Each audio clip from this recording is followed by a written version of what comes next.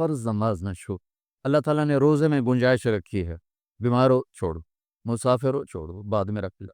اتنے بیمار ہو کہ رکھ ہی نہیں سکو گے، چلو معاف، چھوٹا سا فدیہ ہے وہ دے دو، معاف۔ زکوٰۃ آج فرض ہو گئی ہے، ٹھیک، آج دے دو، کل دے دو، پرسوں دے دو، اگلے مہینے دے دو، اس سے اگلے مہینے دے دو، سال میں جب مرضی دے دو۔ حج فرض ہو گیا ہے آج، 20 سال کی عمر میں، 60 سال کی عمر تک جب چاہو حج کر لو، لیکن نماز کا ٹائم ہو گیا ہے، بس نہیں چھوڑ سکتے، پڑھنی ہوگی اپنے وقت پر۔ تو میری گزارش ہے بھائیو، جہاں سے بھی آئے ہو، کہ میں ہاتھ جوڑتا ہوں، نماز نہ چھوڑو۔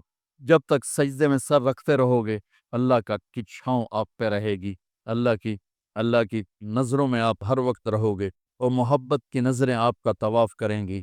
فَاصْبِرْ فَإِنَّكَ بِأَعْيُنِنَا، اس کا میں ترجمہ کیا کرتا ہوں کہ میرے محبوب صبر کیجئے، فَإِنَّكَ بِأَعْيُنِنَا، میری نظریں آپ کا طواف کر رہے۔ تو اس ماحول میں جو نماز پڑھے گا نا، اللہ کی محبت اس کا طواف کرے گی، اللہ کی رحمت اس کا طواف کرے گی، اس کو اپنی چھاؤں میں رکھے گا۔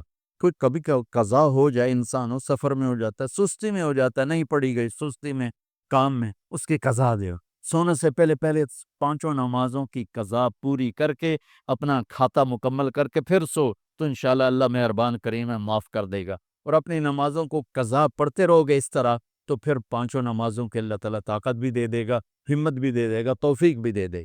کچھ وقت اپنے قرآن کے لیے، کچھ میرے نبی کی زندگی کے لیے، فیملیز کے ساتھ ہو، ماں باپ ساتھ ہیں، ان کو عزت دو، ان کو احترام دو، اور بیوی کے ساتھ، بچے ساتھ ہیں، ان کے لیے ٹائم نکالو۔ اپنے بچوں کو محبت سے پروان چڑھاؤ، ڈانٹ ڈپٹ سے نہیں، ڈانٹ ڈپٹ سے نہیں، ڈانٹ ڈپٹ سے نہیں، پیار محبت سے۔ میرے نبی نے 7 سال گزارے حسن کے ساتھ، اور 6 سال گزارے حسین کے ساتھ۔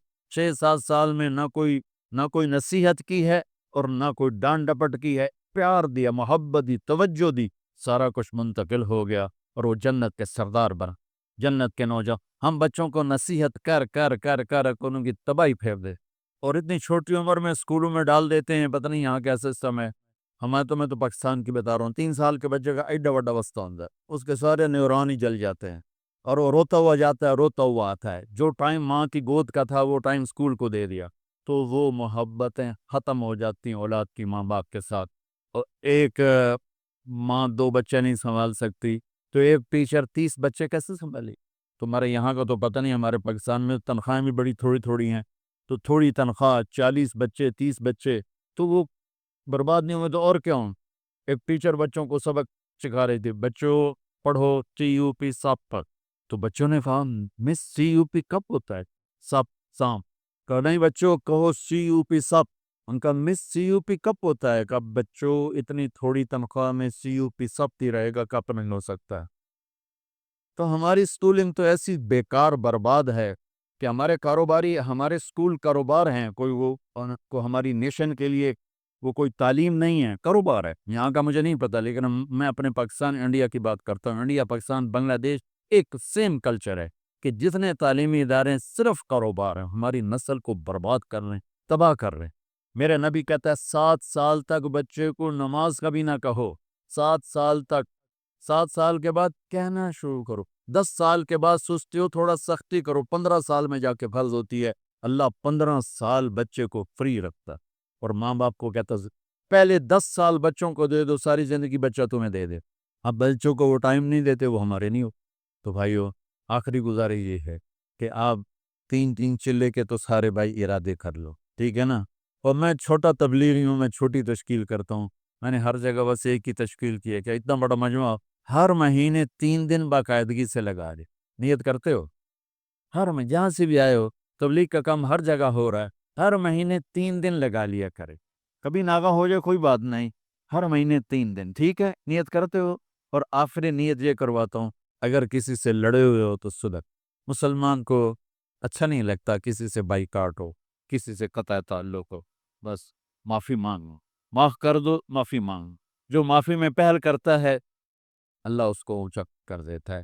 اور جھگڑا ہو جانا کوئی بڑی بات نہیں۔ میرے حضرت حسن اور حسین میں، آپس میں دونوں بھائیوں میں کوئی تلخی ہو، تو لوگوں نے حضرت حسین سے کہا جاؤ بھائی سے معافی مانگو۔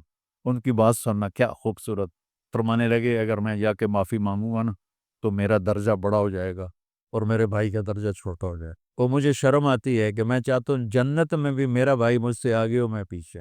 تو وہ آ کے معافی مانگے گا تو وہ بڑا ہے، اس کا درجہ بھی بڑا ہے۔ اگر میں چلا گیا مجھے کوئی شرم نہیں ہے، لیکن میں گیا تو میرا درجہ بھائی سے آگے ہو جائے گا، میں بھائی سے جنت میں بھی آگے نہیں ہونا چاہتا۔ یہ بات جب حضرت حسن کو چلی تو انہوں نے نہ جوتا پہنا نہ ٹوپی، بس بھاگے بھاگے اور اپنے بھائی گلے ملے۔